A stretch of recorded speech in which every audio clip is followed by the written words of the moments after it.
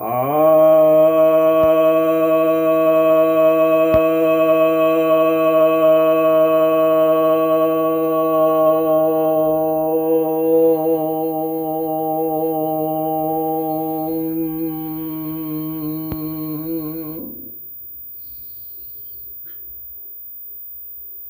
भक्तजनों को सप्रेम नमन। भक्तों, आज भगवान बुद्ध का ब्रह्मचर्य संबंधित जो कथन है उस पर हम चर्चा करेंगे। भारत का कोई भी धर्म संप्रदाय हो, चाहे जैन हो, चाहे बौद्ध हो, चाहे हिंदू हो, चाहे सिख हो, कोई भी धर्म संप्रदाय, यहाँ तक कि जो अब्राहमिक धर्म है उसमें ईसाईयत भी ब्रह्मचर्य के विषय में अच्छे ख्याल रखते हैं और उसकी साधना पर बहुत जोर देते हैं। सिर्फ एक इस्लाम ही है जो ब्रह्मचर्य की कदर नहीं करता, उसके महत्व को नहीं समझता और सिर्फ अश्लीलता और यौनाचार को ही मान्यता देता है और उसमें बल्कि इसे सेक्सुअल फ्रिक कहते हैं और जिसको कि यौन सेक्स एडिक्ट भी कहते हैं, वो कमांड हो जाना, उस तरह की बात को इस्लाम ही कहता है। अन्य कोई मत उतना नहीं समर्थन करता है। तो भगवान बुद्ध जो थे वे तो इस धराधाम के महानतम ऋषियों में से थे और भगवान विष्णु के अवतार थे।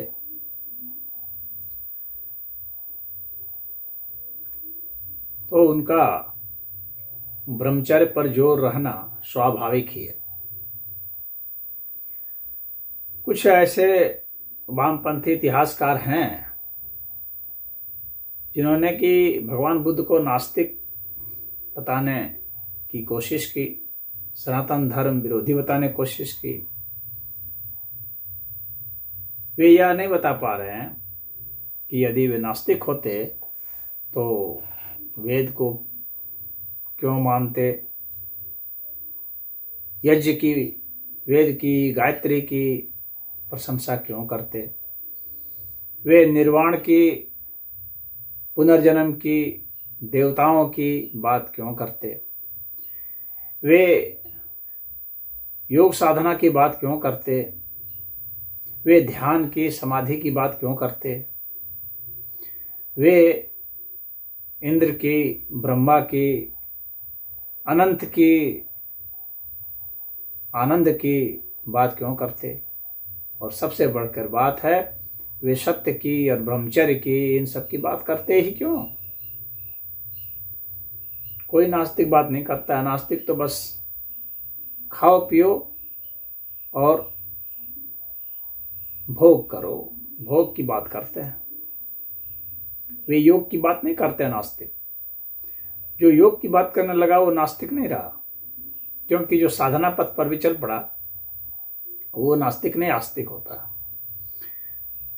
तो इन लोगों को सुधार लेना चाहिए कि भगवान बुद्ध को नास्तिक की कैटेगरी में न रखें। तो आज हम देखेंगे कि भगवान बुद्ध ने ब्रह्मचर्य के विषय में क्या कहा है। कुछ थोड़े से दृष्टांत दूंगा जो कि पक्का कर देगा। ब्रह्मचर्य का अर्थ आप लोग जानते ही हैं ब्रह्मचर्य का अर्थ होता है ब्रह्म की तरह जिसकी चर्या हो। ब्रह्म अर्थात ईश्वर। तो जो कहते भगवान बुद्ध ईश्वर नहीं मानते थे, उनको समझ लेना चाहिए। ईश्वर नहीं मानेगा वो ब्रह्मचर्य की बात भी नहीं करेगा, क्योंकि ब्रह्मचर्य का पहला ही शब्द ब्रह्म है। ब्रह्म की तरह जिसकी चर्या हो, ब्रह्म की तरह जिसका आचरण हो, व्यवहार हो, वह जो है वह ब्रह्मचारी होता है। और ईश्वर की तरह जिसका व्यवहार हो जाए तो वह ब्रह्मचारी हो गया, उसका ब्रह्मचर्य सध गया। कुछ लोग सोचते हैं कि ब्रह्मचर्य का अर्थ सिर्फ वीर्य को थाम लेना है, बस। ऐसा नहीं है कि हम अपने शरीर के भौतिक वीर्य को ही थाम लें।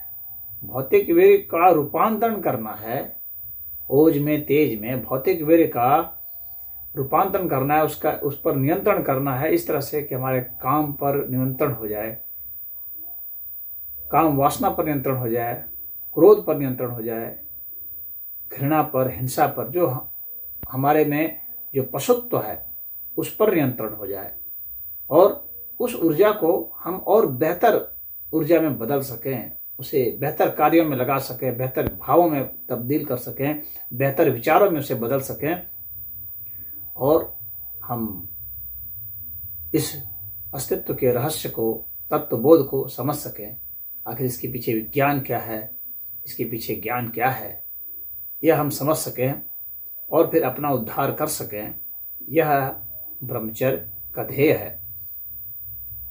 तो हम ब्रह्मचर्य का भगवान बुद्ध संबंधित जो बयान है बौद्ध ग्रंथों में, उसी से मैं आपको दे रहा हूँ।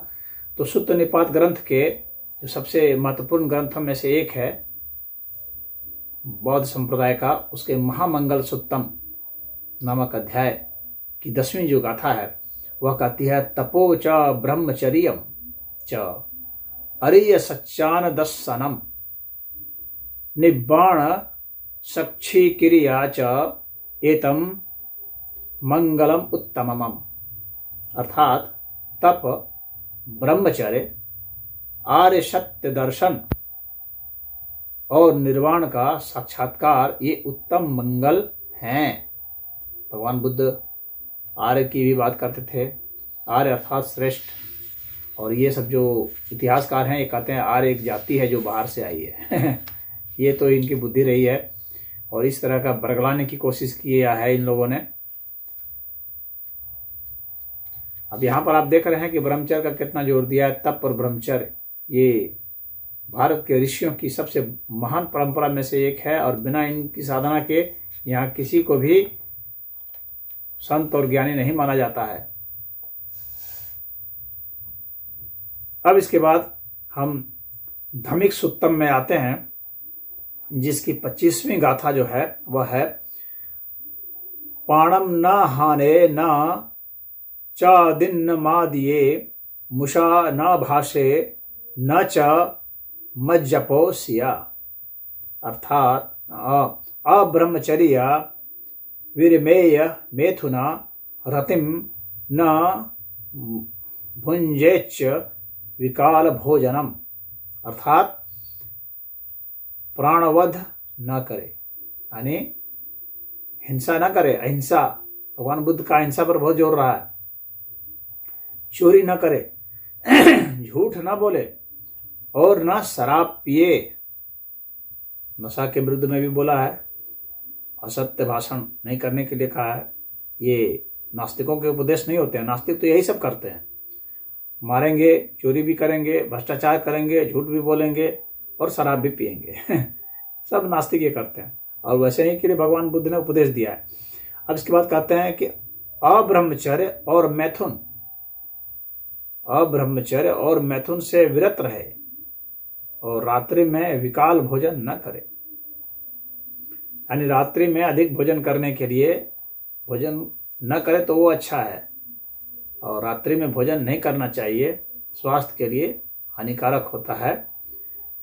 या यदि करें तो बहुत थोड़ा सा करें, ज़्यादा नहीं खाएं रात को। तो यहाँ पर कहा है कि अब्रह्मचर्य और मैथुन जो है इससे विरत रहने के लिए कहा है, यानी इसमें लीन होने के लिए नहीं कहा है। इसमें जाने के लिए नहीं कहा है। अब्रह्मचर्य बहुत ही जरूरी है। अब इसके बाद हम लोग आते हैं शैल सुत्तम। इसी ग्रंथ के शैल सुत्तम अध्याय के में आते हैं और वहाँ देखते हैं कि उसमें क्या कहा जा रहा है। तो शैल सुत्तम में कहा जा रहा है, अथ खो आयस्मा शैलो सपरिशो एको उपकट्ठो अपमत्तो आतापि पहितत्तो विहरन्तो न चिरस्येव यशस्सत्थाय कुलपुत्ता समदेव अगारस्मा अनगार्यं पब्बजन्ति तदनुत्तरं ब्रह्मचर्य परियोषानं दिठेव धम्मेशयम् अभिज्ञा सच्छिगत्वा उपसंपज्य विहासी क्षीणा जाति ऊषितं ब्रह्मचर्यं कथं करणीयं नापरम इत्थ तायाति अशभ्यासी। अर्थात तब आयुष्मान शैल परिषद सहित एकांत में प्रमाद रहित उद्योग युक्त आत्मनिग्रही हो विहरते अचिर में ही, जिसके लिए कुलपुत्र घर से बेघर हो प्रव्रजित होते हैं। प्रव्रजित अर्थात संन्यस्त होते हैं। और आत्मनिग्रही की भी बात यहाँ पर की है। जो लोग कहते हैं बुद्ध आत्मा नहीं मानते, मैंने आत्मा का भी वीडियो आप देख लीजिए, जिसमें मैंने बताया कि भगवान बुद्ध आत्मा के विषय में क्या कहते हैं। उस अनुपम ब्रह्मचर्य के अंत को यानी निर्वाण को इसी जन्म में स्वयं जानकर साक्षात्कार प्राप्त कर विहरने लगे। तो यहाँ पर ब्रह्मचर्य का अंत जो है निर्वाण बताया गया है। निर्वाण की उपलब्धि हो जाएगी तो ब्रह्मचर्य का अंत मतलब ब्रह्मचर्य पूर्ण हो जाएगा। अंत का मतलब यह नहीं कि खत्म हो जाएगा, अंत का मतलब पूर्ण हो जाएगा, उस तरह से अंत का।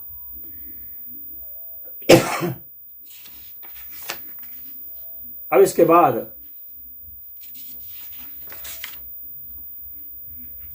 कोकालिक सुत्तम के अभी जो मैंने बताया उसमें गाथा नंबर नहीं है, क्योंकि वह जो है एक तरह से इंट्रोडक्शन के रूप में था। तो ये कोकालिक सुत्तम की 39वीं गाथा है। इसमें देखिए क्या कहा जा रहा है। अलीन चित्तो चस्या न चापि बहु चिंतये निराम गंधो असितो ब्रह्मचर्य परायणो।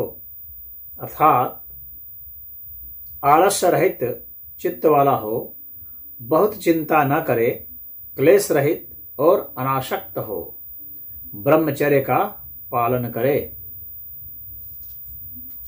ब्रह्मचर्य का पालन का यहाँ पर जोर दिया गया है और अनासक्ति की बात की गई है, जो भगवान कृष्ण ने गीता में लगातार अनासक्ति की बात की है कि सब अनासक्ति मतलब किसी कर्म के प्रति आसक्त नहीं होना, उसे मोहग्रस्त नहीं होना और सभी कर्मों को ईश्वर को समर्पित कर देना ही अनासक्ति है। इसके बाद हम जो है चलते हैं अगले ग्रंथ में, जो सबसे पवित्र ग्रंथ माना जाता है बौद्ध संप्रदाय का, वह है धम्मपद। और धम्मपद की जो 10वां अध्याय है, जिसका नाम है दंडवग्गो, इस 10वें अध्याय की 14वीं गाथा है, जो कि धम्मपद की 142वीं गाथा है। इसमें भगवान बुद्ध उपदेश देते हुए भिक्षु कौन है इसकी परिभाषा बताते हुए कहते हैं, अलंकतो चेपी शमम चरेयसंतो दंतो नियतो ब्रह्मचारी सब्बेषु भूतेषु निघाय दंडम सो ब्राह्मणो सो समनो सभिक्षो। अर्थात अलंकृत रहते हुए भी यदि वह शांत दांत नियत ब्रह्मचारी तथा सारे प्राणियों के प्रति दंड त्यागी है तो वही ब्राह्मण है, वही श्रमण है, वही भिक्षु है। तो कौन ब्राह्मण है, कौन श्रमण है, कौन भिक्षु है? तो जो नियत ब्रह्मचारी है और सारे प्राणियों के प्रति दंड त्यागी, यानी किसी भी प्राणी को दंड नहीं देता है, जो शांत है, दांत है, जिसने अपने इंद्रियों का दमन किया हुआ है, अपने विषय वासनाओं का दमन किया हुआ है, ऐसे को भगवान बुद्ध कहते हैं कि वह ब्रह्मचारी है। तो यहाँ पर देख सकते हैं भगवान बुद्ध जो है ब्राह्मण कौन है इसकी भी बात बता रहे हैं, और ये लोग कहते हैं कि ब्राह्मण विरोधी हैं। मैं भगवान बुद्ध और ब्राह्मण संबंधित जो वीडियो है वो आप जाके देख लीजिए, उसमें विशेषकर मैंने बताया है कि ब्राह्मण संबंधित भगवान बुद्ध के क्या कथन थे। अब जो है 19वें अध्याय जो है धम्मपद का, जिसे कहते हैं धम्मट्ठ वग्गो, इस धम्मट्ठ वग्गो में इसकी जो 12वीं गाथा है और धम्मपद की 267वीं गाथा है, इसमें कहा जा रहा है योध पुण्यंच पापंच बाहित्वा ब्रह्मचर्यवा शंखाय लोके चरति सवे भिक्षुति वचुपति। जिसका कि अर्थ है कि जो यहाँ पुण्य और पाप को छोड़ ब्रह्मचारी बन ज्ञान के साथ लोक में विचरता है, वह भिक्षु कहा जाता है। तो भगवान बुद्ध ने भिक्षु का यहाँ पर बताया है, उसकी परिभाषा बताई है कि उसका क्या अर्थ है, भिक्षु किसे कहेंगे। तो इसमें भिक्षु के लिए ब्रह्मचारी होना अनिवार्य है। जो ब्रह्मचारी नहीं है उसे भिक्षु नहीं कहेंगे। और पाप और पुण्य इन दोनों को छोड़ने के लिए कहा, जिसे शंकराचार्य कहते थे न पुण्यम न पापम न सख्यम न दुखम, अहम निर्विकल्पो निराकार रूपो। तो पुण्य और पाप इन सब से मुक्त होने के लिए भगवान कृष्ण ने भी गीता में कहा है, और यहाँ भगवान बुद्ध भी कह रहे हैं, और कह रहे हैं कि भिक्षु कौन है? तो जो ब्रह्मचर्य का पालन कर रहा है, यानी जो ईश्वरीय आचरण कर रहा है, जिसमें ईश्वरीय ज्ञान है, जिसका ईश्वरीय व्यवहार है, सभी प्राणियों के प्रति करुणा है, और अपनी ऊर्जा को सकारात्मक कामों में, जीव के कल्याण में, सबके कल्याण में लगा रहा है और तत्व ज्ञान में लगा रहा है, वही जो है ब्रह्मचारी है। तो आज इतना ही। मुझे उम्मीद है कि आपको समझ में आ गया होगा। थोड़े से दृष्टांत हैं, वैसे पूरा बौद्ध दर्शन के सारे ग्रंथ जो हैं ब्रह्मचर्य से भरे हुए हैं, और भगवान बुद्ध जो है अपने शिष्यों को ब्रह्मचर्य का पालन अनिवार्य किए हुए थे। और चाहे वे स्त्रियां रही हों, शिष्या थी उनकी, वे भी, चाहे शिष्य थे वे भी, सभी के लिए ब्रह्मचर्य का पालन अनिवार्य था। और ब्रह्मचर्य का पालन करके ही कोई आध्यात्मिक हो सकता है, यही भगवान बुद्ध का संदेश है। तो इसमें इतना ही। ओम।